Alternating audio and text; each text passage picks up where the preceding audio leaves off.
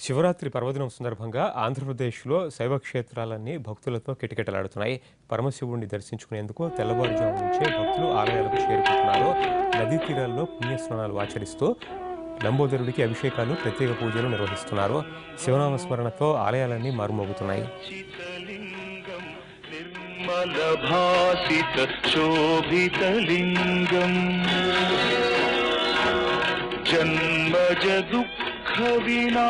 विनाशकलिंगं तत्प्रणमामि सदा शिवलिंगम् देवमुनि प्रवरार्चितलिंगं कामदहन करुणाकरलिंगम् रावणदर्प विनाशकलिंगं तत्प्रणमामि सदा शिवलिंगम्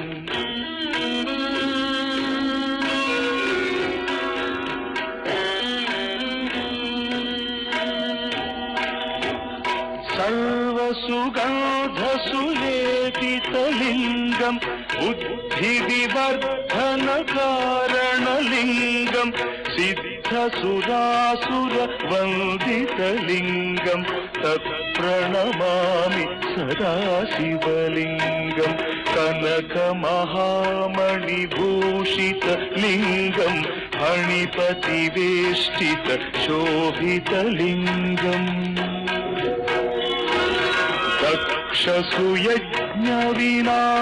दक्षसुयज्ञविनाशनलिंगं तत्प्रणमामि सदा शिवलिंगम्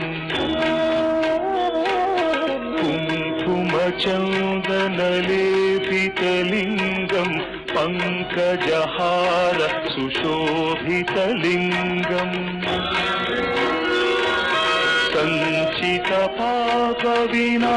सञ्चितपापविनाशनलिंगं तत्प्रणमामि सदा शिवलिंगम्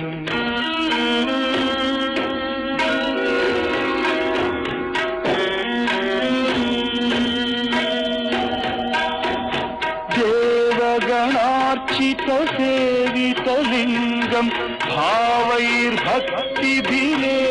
च लिंगं दिनकरकोटिप्रभाकरलिंगं तत्प्रणमामि सदा शिवलिंगम् अष्टदलोपरिवेष्टितलिंगं सर्वसमुद्भवकारणलिंगम्